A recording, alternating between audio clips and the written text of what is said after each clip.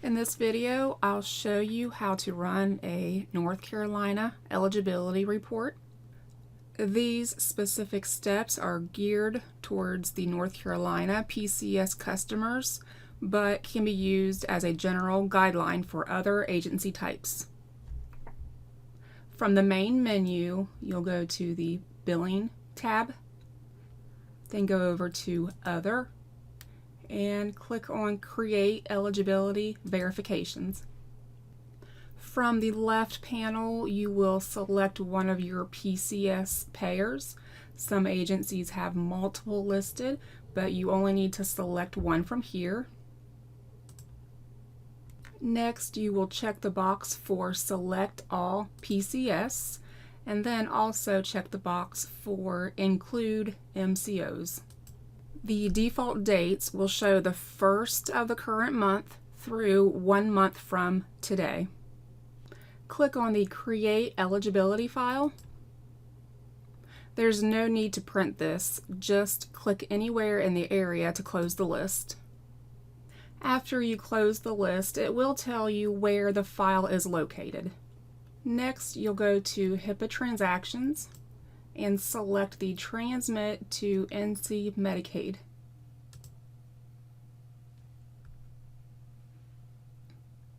You can see at the bottom when the connection has completed. It will state SFTP connection established. At that point, you can come up to the top and change the bullet to eligibility. This will pull up the file that you just created. The left-hand side is the list of files from your computer. Files that have not been sent yet will show up with a red arrow pointing to the right. You will select the file and then click on the Send button. That process will send your file to NC Tracks. Depending on how busy NC Tracks is, the response should be available in roughly 30 minutes to an hour. The response is a file that they will send back to you, letting you know that they did receive the file. So at this point, we have refreshed the screen to look for new files that came across from NC Tracks. The right side of the screen is your mailbox with NC Tracks.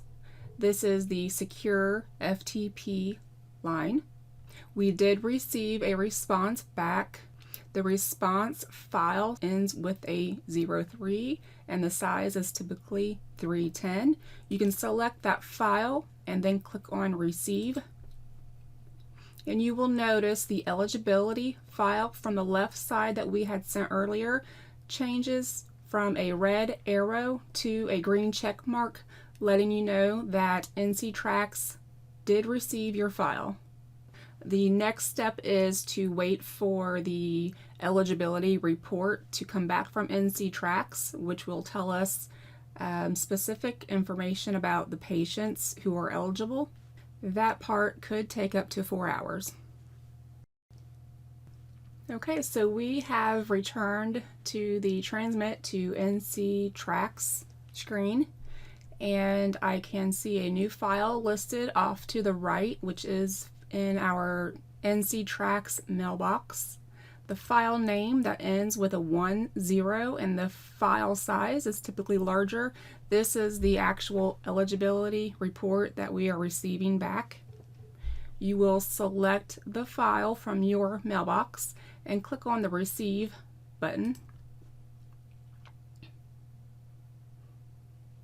This will download a copy to your local machine. Next, we will go up to Other and then click on Print Eligibility Verification. You may have multiple file locations listed to the left. If so, you will select the location where your billing files are saved. The eligibility report that we downloaded will be listed at the top of the file list here off to the right. You will select that file.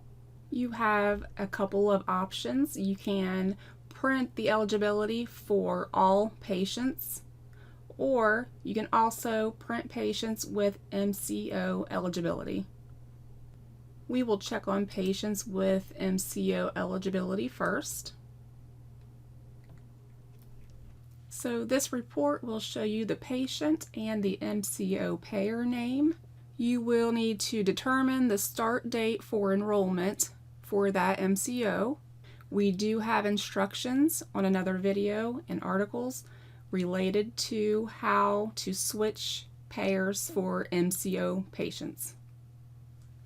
And then, of course, as needed, you can go back and click on the All to print the eligibility report for all patients.